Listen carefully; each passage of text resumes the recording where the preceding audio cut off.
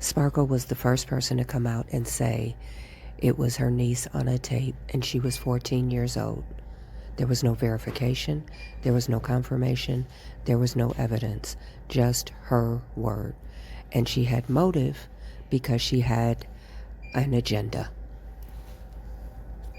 Based on law, based on constitutional rights, based on the judicial process, you cannot stand on Rashana Landfair's testimony. It's too much reasonable doubt. She got involved with him at the age of 18 and maintained a 10-year relationship with him. She was putting money on his books, and that's what Tasha K said when she got his records from the BOP officer. Sparkle left her husband, Earl Robinson, who was a member of Public Announcement, to pursue R. Kelly. She slept at the studio. He produced her album. She did everything she could on every level to make sure she was moved to the number one spot. However, Robert was married. No one knew. So Sparkle was doing all types of sexual things to get this man. She brought her family there to surround them with Rockland Records. She thought she was going to be Diana Ross at Rockland Records. Oh man, Mr. R. Kelly. To come to find out that him and my wife Sparkle was messing around was my greatest downfall. When she found out he was married, then she found out he had a kid. Then she found out her sister Val was having sex with him. She terminated her relationship with Robert. She began seeing this guy, Steve Huff, and they wanted everyone to walk away from Robert. Sparkle's sister Val and Val's husband all worked for Robert, and Rashana was in a group. Rashana was 17 or 18, which is the legal age in Chicago, when she also got involved with Robert. So you have Sparkle, you have her sister Val, and her niece Rashana, all pursuing the sex symbol, the icon, the musical legend, R. Kelly. And by all accounts, he was sexually involved with all three at the same time. So when Sparkle found this out, she decided to get revenge on Robert and her sister and her niece. February 4th, 2002, Jim DeRogatis of the Chicago Sun-Times interviews Sparkle. It was transcribed from a audio recording, so you see tape 2, side 1, and the minutes that it was. It states, on February 1st, 2002, the Sun-Times anonymously received a copy of the videotape. February 1st. He's interviewing Sparkle February 4th, which is 3 days later. He states in the interview, Q would be Jim DeRogatis, I just want to know, BH is partially motivated by he's tired of seeing young girls get hurt. A, which is Sparkle, I'm sure a lot of people would agree. Q, which is DeRogatis again, but is it partly that BH wants revenge for the whole Aaliyah thing? Sparkle, I don't know. I'm sure he would tell you.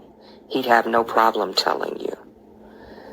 Jim DeRogatis, he never has. I'm sure that tape came by BH, not directly. He's wondering about the police investigation. In his own notes, Jim DeRogatis first told the police he got the tape anonymously, but clearly he knows the tape came from Barry Hankerson. Sparkle knows the tape came from Barry Hankerson because the conversation is going as if everybody is aware of what's going on. He asks her, when did you break away from R. Kelly? She says late 1999. They signed a release agreement in 2000. He then asks her, you got a call from who? I don't know. But you let somebody in your apartment to show you a sex tape of a minor, and you don't know who it was. I don't know what they wanted. If they wanted money. I'm assuming that was their MO. So somebody calls you, you assume they're trying to extort money. They say they have a sex tape, and you allow them to come to your house. Jim DeRogatis asks, was it packaged to the attorney? Sparkle answers, could have been. September 4th, 2002. Jim DeRogatis interviews Sparkle. Jim DeRogatis is the Sun-Times reporter that claimed he received an anonymous tape in the mail that had child porn on it. He immediately sent it to police. The question that begs to be answered is, how was he interviewing Sparkle 2 days later? If it's a sex tape, nobody has on name tags in the tape. How did he know who was in the tape other than R. Kelly? It wasn't an anonymous tape. This entire fiasco began with lies, deception, and fraud. And it began with Barry Hankerson, Sparkle, Jenna Rao, Demetria Smith, and a guy by the name of Steve Huff, who was helping Sparkle on her second album. So Jim DeRogatis has Sparkle. He's asking her questions. The general stuff, you guys can read it, go through this. But the most important question statement he made was, he mentioned that he got the tape from Barry Hankerson. How on earth is an anonymous tape, and yet you know it came from Barry Hankerson? Now, your father worked on the Grammy-nominated album Love Letter in 2011, right? Yes.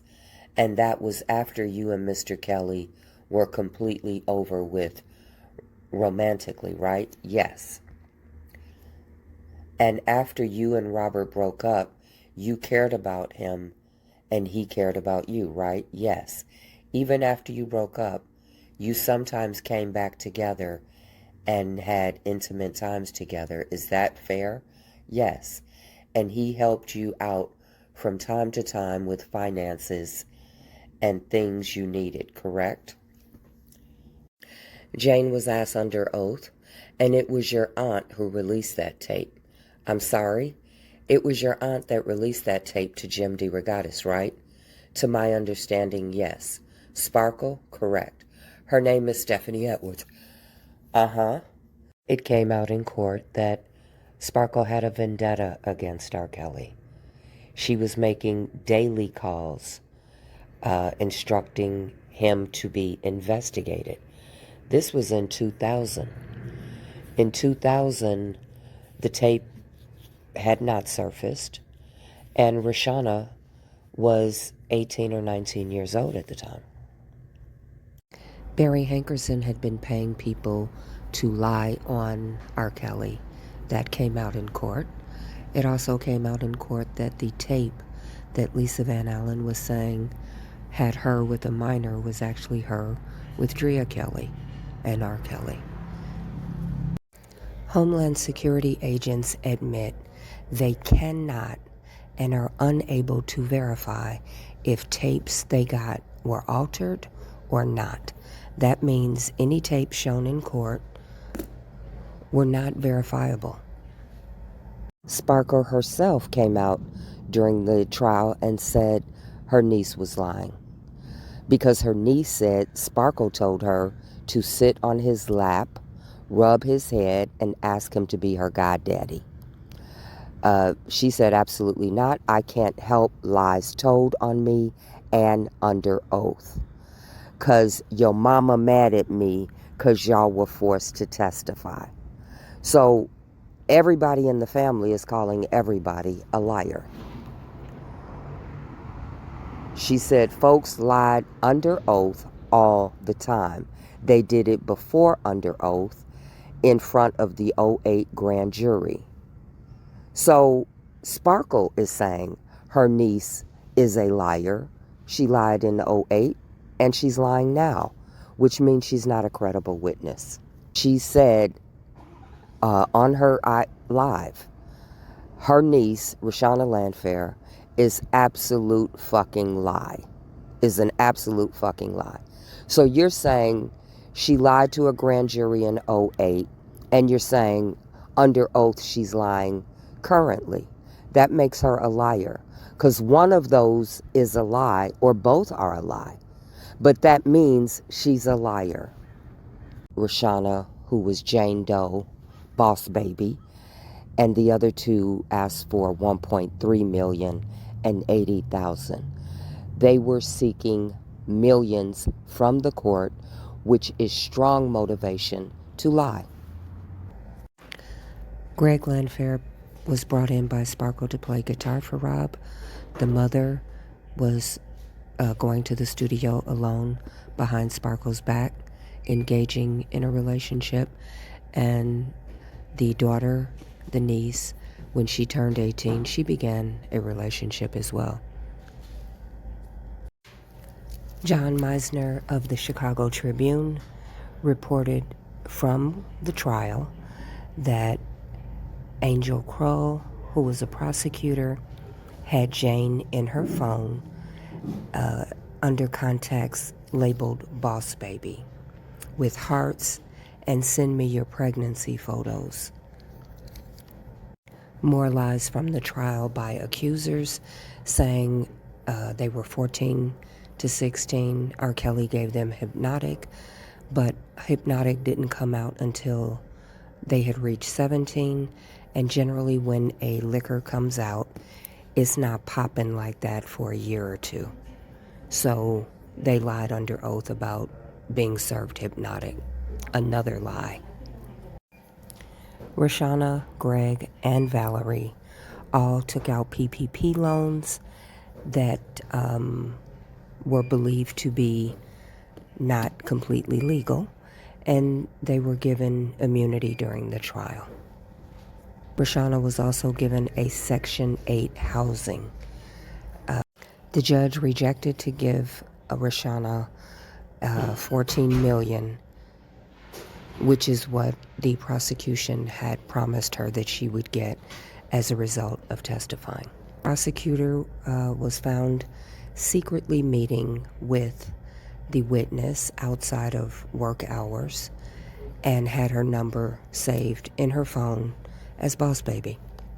Tasha K., who had his jail records, stated Rashana Landfair was still putting money on R. Kelly's jail books well into 2019, which meant Rashana Landfair got paid to do a Grey Goose spot, so she was getting endorsement deals. She got a Section 8 apartment and the potential to file for a $20 million lawsuit.